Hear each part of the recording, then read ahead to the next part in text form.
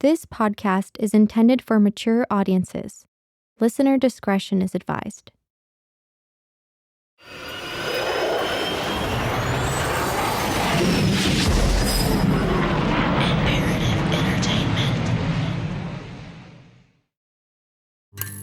Piccolo Pictures.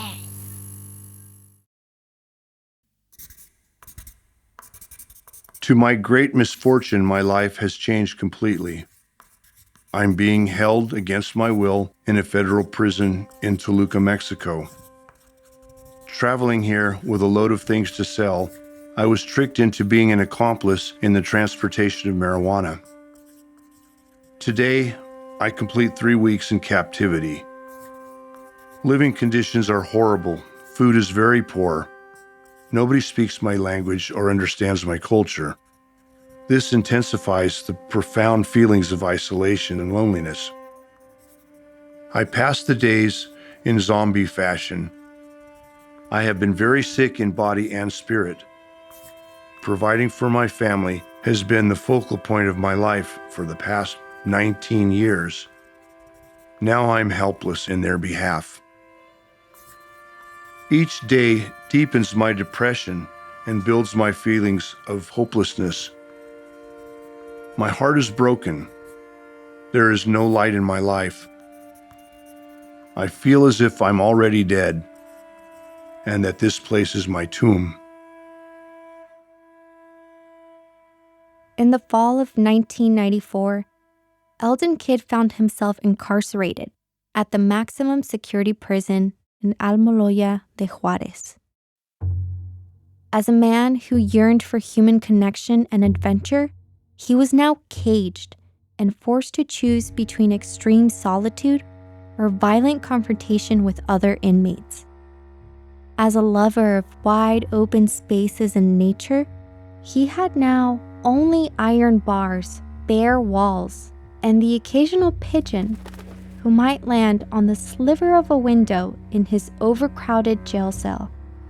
And as a father, he had now only letters, which he would scrawl on any bit of paper he could find, using busted writing instruments he treasured like heirlooms to communicate with the family he risked everything to provide for. If there was a hell, Elden Kidd believed it was here, just outside Toluca, Mexico, where he slept each night, not next to his wife, not in the room over from his children, not even under the stars, but on the cold, hard floor of a concrete cell. He had been trapped, and the chances for survival grew dimmer with each passing day.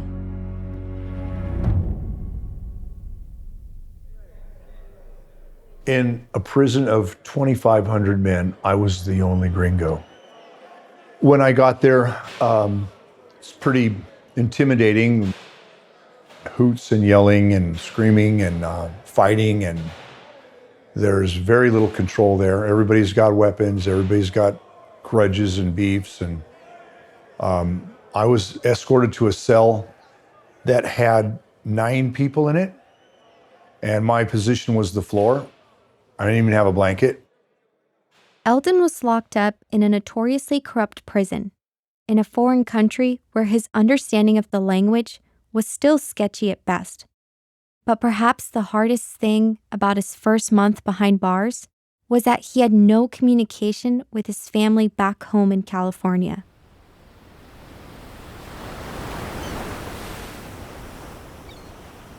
For Elden's wife, Janice, finding out he'd been locked up was devastating. But she couldn't afford to grieve. She had a household to run, children to provide for, and sitting on her hands just wasn't her style. So she began making calls. It was a church connection, I believe. The way that the Mormon church organization is, everything's tied to a geographical area. So if you wanted to find out who was in charge of that area in Mexico City where my father was in prison, you could make a phone call. Nathan Kidd remembers his mother and fellow Mormons rallying behind his father in an effort to get him all the help he needed. To no one's surprise, the recommended strategy for getting Eldon out of prison as soon as possible came down to simple dollars and cents. We had a deal where we were supposed to pay somebody off, whether it was a wine and dine the judge, and I remember we had pooled family resources together.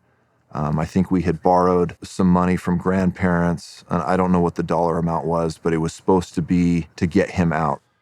Here's Eldon in a recording he made about his time in prison. My attorney, I guess that's what you could call him, who represented himself as a Mormon. This man gained the confidence of my family and charged me $10,000. And he said with that money he could pay off the judge and I would go free. Well, later it came time for sentencing. And unbeknownst to me, he called my family and said that he needed an additional $7,000, which my wife borrowed from a brother-in-law in Utah. Without a full grasp of the Spanish language or the circumstances that landed him in jail, trying to navigate this entire process through long-distance phone calls and letters with Janice was a complicated, slow, and frustrating experience for Eldon. And he'd soon find out that the reality of his early release was far from a sure thing. In fact, it was more akin to a mirage in the desert, a promise of salvation that wasn't really there. There's a trial process. It takes multiple trips back and forth to the court, but there's not a jury. I suppose there's a judge, but you wouldn't know who he was. There's a small room, looks like a phone booth, with plexiglass with a few holes so that you can kind of hear what's going on. Not my language yet. I didn't know what was going on. No one knew for sure if the attorney would or even could deliver on his promises. Waiting for his sentence nearly drove Eldon insane. May 31st, 1995. Didn't sleep even a minute last night. Itching from hives, worrying. I'm very close to being crazy now. No, I am crazy. Back at home in Riverside, Janice Kidd sat, waiting by the phone, waiting to hear from Eldon with news of the judge's decision. And unbeknownst to her, so were the kids. I do remember picking up the phone and listening into a phone call that my dad and mother were having. And I remember my dad being upset and saying they didn't take the payoff and that he was sentenced to 10 years.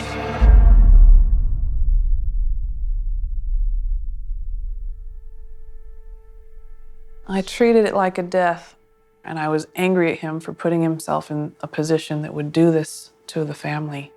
Elden Kidd still vividly remembers the moment she found out about her father's 10-year sentence. I remember bargaining in prayer at school the next day and praying and telling Heavenly Father or my God that I will be perfect. I will do anything. I will obey every commandment. I will not make a mistake if you just bring my dad back to our home. Meanwhile, Eldon's third daughter, Tammy, was too young to fully process the news. I was 7 and I was thinking, okay, 7 plus 10, 17. Like my mind was just blown away. I think that's the first time I realized that this was a long haul of a trial for our family. And I couldn't even picture what I would be at 17. And Eldon's son, Nathan, dealt with it in the only way he knew how to as a kid. I remember just, feeling the immense emotion just kind of pour over me. It's just, I was already 10 years old at the time to think I have a whole nother lifetime to live without having my father. And I went out to the backyard and we had a red radial flyer wagon out there, and we had one of those axes that's a combination of sledgehammer on one end and axe on the other. And I remember just and just beating this wagon, just expending all of my energy and aggression into just destroying this wagon. It was hard times.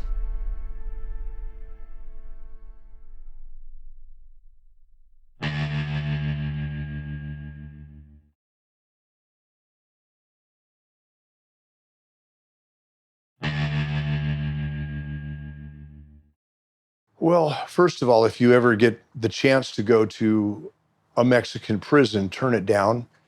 It's a great total immersion Spanish language situation, but it's worse than you can even imagine. Eldon had been given a 10-year sentence following his arrest and was looking at a decade inside one of the most corrupt and dangerous prisons in the world. There were a lot of characters there with a lot of strange habits. And I remember one guy in particular that would shave every hair of his body off. They called him Silky. There was another guy that put gum on his hands and just opened and shut his hands all his waking hours. There were people who would just wander screaming or just stand and stare. It was especially frightening before you knew the individuals. And then sometimes when you did know the individuals and their crime, it was even more frightening. You found yourself walking with your back to the wall quite often. I kept going by thinking that at some point, if I'm able to physically survive, then the 10 years will be up.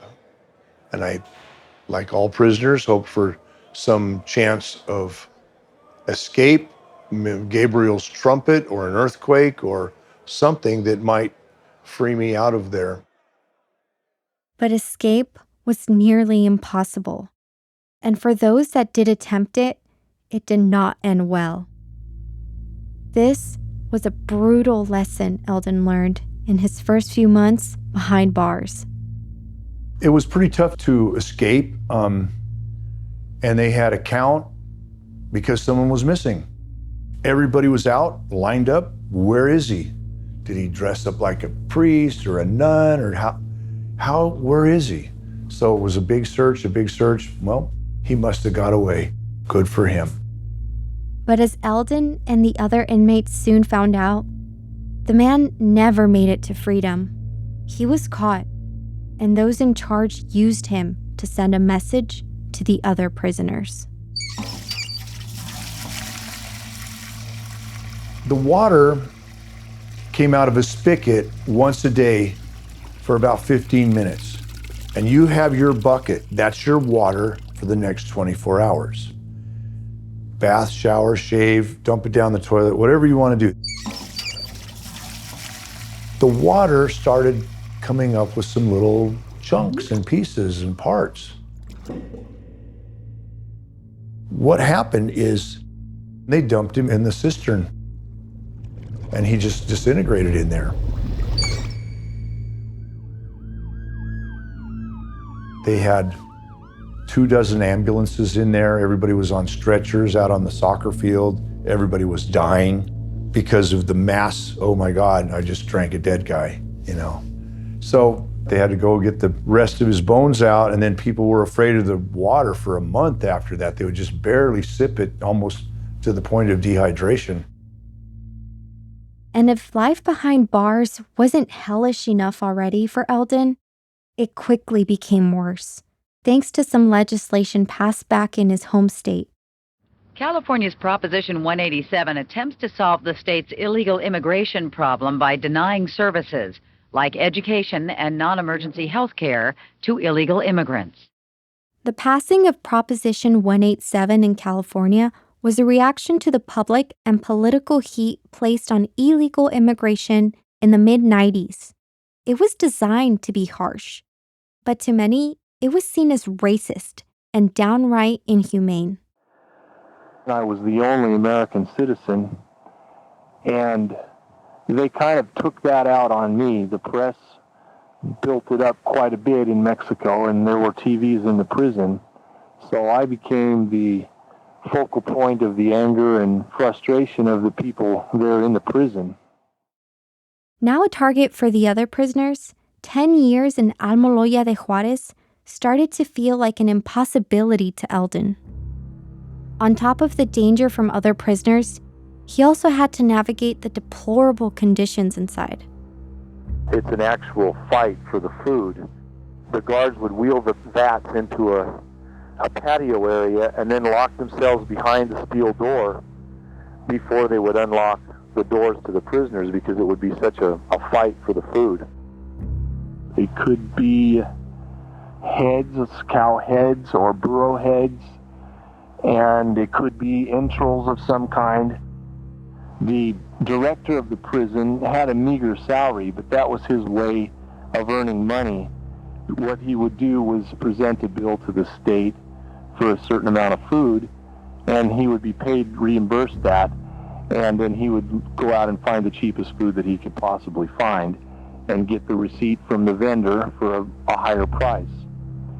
The same way with the guards, they would put in what they call ghost guards, because he would be allowed so much money for extra guards, which were paid about $180 a month, but he would put more people on the payroll and then just keep that, and so guard towers stood empty. And it was pretty much a free-for-all in the prison, and that's when debts were settled and scores were settled. So it was quite a dangerous time at night.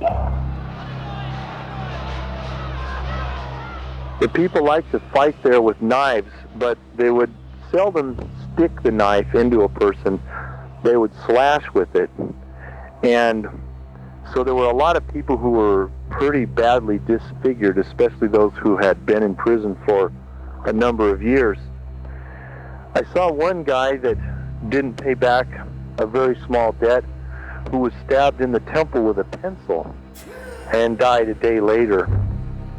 I saw a guy that they poured boiling cooking oil on him as he sat down in a chair, and it took him a couple of weeks to die.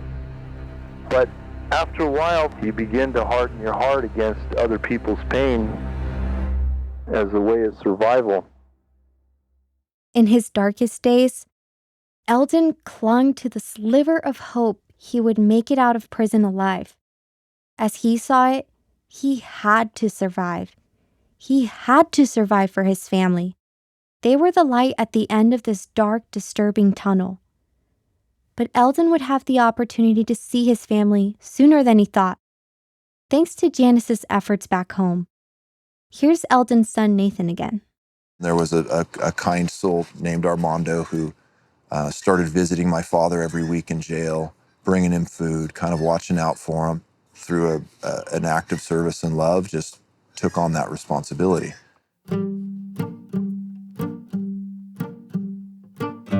When I first arrived at the Almoyola Yale, for me, it was something new. And I was entering an underworld like I had never seen. Those are the words of Armando Flores, as read from a written interview he did with us in Spanish that has been translated and read by a voice actor. Armando, a connection Janice Kidd made via the Mormon Church in Mexico, was a bright, piercing ray of sunshine in Elden's life during his incarceration. The first thing I could perceive, he was a good man. And so for me, Elden was a brother I had to take care of. He was helpless in a place foreign to his language, everything against him. I had to do something. The first thing I thought was to bring him food. I brought a family meal of Kentucky Fried Chicken. When he saw me, he became so happy, and he literally devoured the entire meal. It was for both of us. However, seeing him taste the food and seeing his tears of gratitude, I did not have the courage to tell him that. We talked for a couple of hours, and finally I had to say goodbye and that I would see him next weekend. There was no doubt in my mind that our Heavenly Father was shaking my hand. I felt satisfied that I was doing the right thing. And it wasn't just food that Armando was bringing Elden. In one case, he brought Elden clothes from his family, and later discovered that there was more to the care package than he knew. On one visit, I brought with me 2 suitcases. Among the items were clothes and a strangely shaped toothbrush. Later, Eldon showed me that this toothbrush divided into two parts. The handle was separated in such a way that it served as a weapon to defend oneself. I would never have imagined it. I could feel the great grief of my friend, and I advised him to take care of himself. As their relationship grew, it wasn't long before Armando proposed the idea of organizing a visit for Eldon and his family. Eldon, of course, agreed, but the brutality of prison had left its mark. He was emotionally drained, physically depleted from lack of sleep, and he'd lost weight, a lot of weight. And the prospect of his family seeing him like that made him nervous. So on the day of the visit, he employed a little sleight of hand. I remember walking through and being searched on the way in. Seeing my dad for the first time, they went and they called him out of his cell, and he came out wearing a big sombrero, a poncho, and a giant smile. And he had a big duffel bag with gifts in it for us. You know, he's always true to character as far as making things fun and exciting. And we met in this courtyard. My dad had paid someone and reserved a plastic table. It was, you know, your typical Mexico experience. There was somebody walking around selling chicharrones, mango, fresh fruit. This was inside the prison. I don't know how they had entrepreneurs inside the prison, you know, selling these different amenities, but they were there and available for us. He would draw our attention elsewhere, you know, things that he didn't want us to focus on, the confines of the space. Luckily, we were outside, but it was always saying, well, look at this tree. Did you know this tree came from such and such a place? Or you see that bird over there, it likes to eat this. So it was always drawing our attention outward. It was more like just like a park where we're a family, having a family afternoon in a park. I remember it started to rain. Everybody went inside and we just pulled a tarp over us. We had a blue tarp underneath the picnic table and we were all huddled under there as a family. And I remember just thinking, this is so great to have us all. I couldn't have been in a better place than to have us all be sitting in the middle of this courtyard in a Mexico City jail under a tarp sitting on a plastic table with it starting to rain. Looking back, I'm sure it really hurt my dad a lot to see all of us and have to put on a good show, but he put on a good show.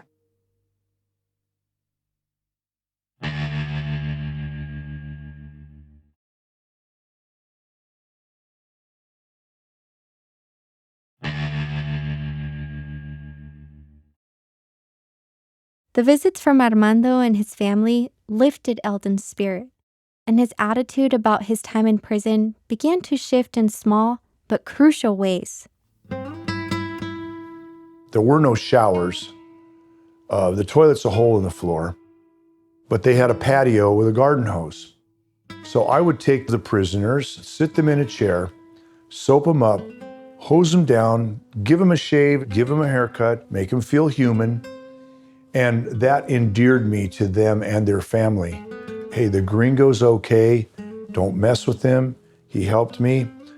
That was my tact with the people there at the prison. How can I help you? What can I do for you?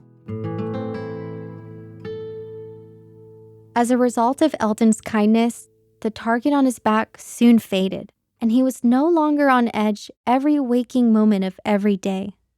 I finally got a little job at the prison hospital. The doctor there had only one arm that was functioning from a stroke. So he taught me how to do suturing on a sponge, many different medical procedures that, I shouldn't be doing.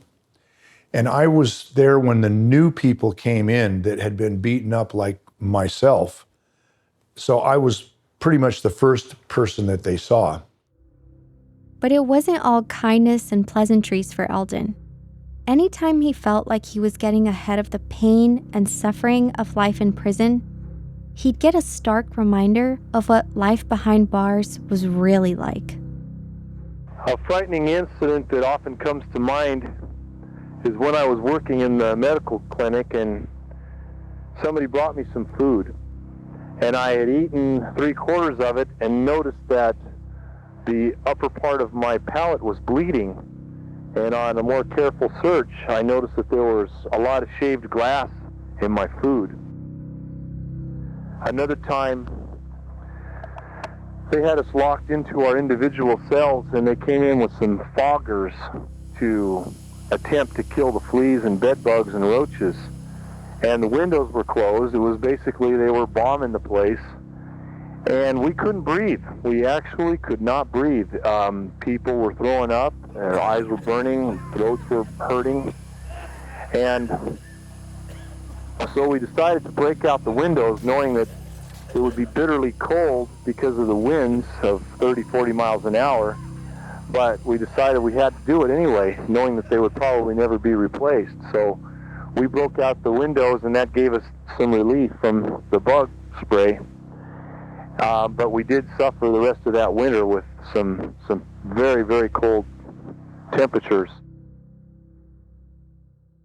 Even after giving haircuts to fellow prisoners or spending a long day working at the prison hospital, he'd still have to return to his overcrowded cell where he slept with 9 other inmates on the floor and without a blanket. If he was going to survive 10 years in this hellhole, he'd have to change something about his living situation. So he thought back to those first few tours, before he became a coyote, when a strategically placed cigarette filter or a $20 payoff was all it took to take control of a bad situation. Only instead of making himself the hero, this time, he created a villain. The Catholic religion runs deep, and those kind of things are prevalent in the local belief system. When I tapped into the superstition, I figured a plan. There was a pigeon with a broken wing. I smuggled him back to the cell, popped his head off, and made a bloody cross on the wall. Now the cell is haunted because no one knows how it happened. I hid the pigeon, all of a sudden there's just a bloody cross on the wall. So 5 people move out. We're not living here. We'd rather triple up with somebody else. At night, I would wake up and just heave a glass bottle against the wall. Not say it was me, no one knew who it was. So I would constantly do these little annoyances, so it got down to just me. Nobody wanted to be in my haunted cell. No way. And that's how it came to be that Elden Kidd, the only gringo in a prison of 2,500 Mexicans, was able to secure his very own private cell. And for the first time since he arrived, Elden thought with his new accommodations and some of his old tricks, he just might be able to survive a decade behind bars in the squalor of a Mexican prison.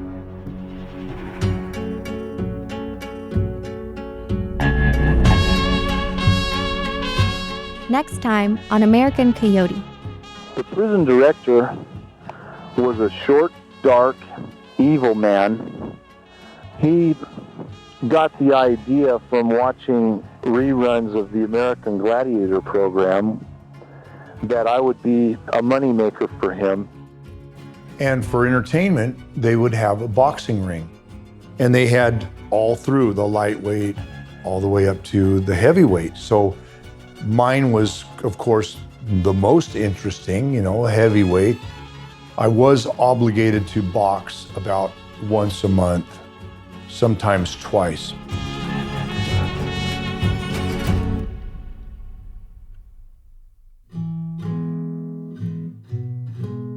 American Coyote is created, written, and produced by Joshua Schaefer and Eli Corus of Pegalo Pictures.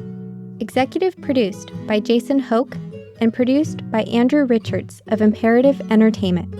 And produced by Alvin Cowan. Original music for the series is composed by Joshua Klebe. Assistant editing by Max Drankpol. Sound recording by Nick Sinakis and Matt Stouter. Additional voice recording by Carlos Linares. Sound editing by Joshua Schaefer and Nick Sinakis. Sound design and sound mixing by Craig Platte. Poster design and graphics by Jeff Quinn. Production legal by Sean Fawcett of Raymond Legal PC and Davis Wright Tremaine, LLP. Host record by Deborah Reeves and Signature Sound in San Diego, California.